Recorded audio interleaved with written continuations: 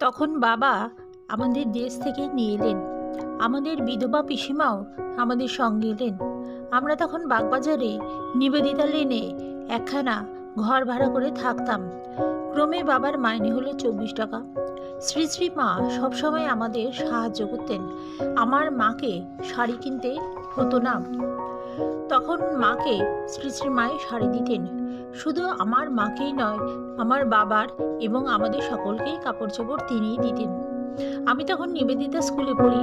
শ্রী শ্রী মাই ভর্তি করিয়ে দিয়েছিলেন। নিবেদিতা স্কুল তখন ছিল বোসপাড়ার কাঁঠালতলায় এক ভাড়া বাড়িতে। সুধীরা বসু ছিলেন স্কুলের প্রধান। তিনি একদিন শ্রী শ্রী মাকে স্কুলে নিয়ে আসবেন। তাকে ছাত্রছাত্রীদের স্তব গান ইত্যাদি শোনানো হবে। আমরা লাইন করে দাঁড়িয়ে আছি।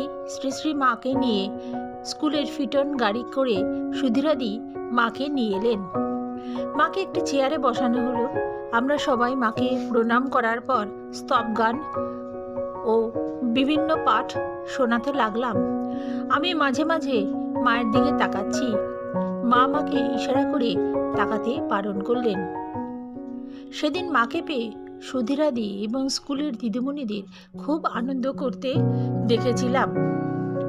একদিন আমি ও আমার খুড়তুতো বোন রানী শ্রী শ্রী মাকে, মা তাকে আদর করে ডাকতেন ছোট খুকি, আমায় ডাকতেন বড় খুকি মিলে। দুজনে উদ্বোধনে গেছি। গোলাপ মা ও যোগিন মা দুজনেই শ্রী শ্রী মায়ের কাছে সব সময় থাকতেন। গোলাপ মা ছিলেন খুব রাগী, যোগিন মা ঠান্ডা। গোলাপ মা আমাদের দেখে বললেন, এত বেলায় এসেছিস কেন? আমাদের ওই কথা শুনে ভয়ে তাড়াতাড়ি সিঁড়ি দিয়ে নেমে রাস্তা দিয়ে দৌড়াচ্ছি। হঠাৎ পেছন থেকে দেখি বারান্দায় এসে শ্রী শ্রী মা আমাদের ডাকছেন, ও খোকিরা, রাগ করিস না, চলে আয়, ইত্যাদি কথা বলছেন। মাথা বাড়িয়ে হাত বাড়িয়ে মা আমাদের খুব ডাকছেন। দুদিন পর হাত পা নাড়িয়ে বললাম, আমরা যাব না, গোলাপ মা আমাদের বকেছেন। গোলাপ মা তো ওই রকম কথা, আমি খুকিদের কত ডাকলাম, কিছুতেই এলে না।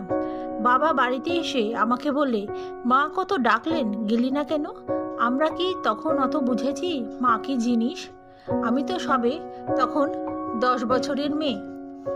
আমার পরের ভাইরা জন্য শ্রী শ্রীমা 3 ভরি সোনার গোট হার গড়িয়ে দিলে বাবা তাকে বলেছিলেন, এই হার তোমার ছেলেকে দিও গলায়,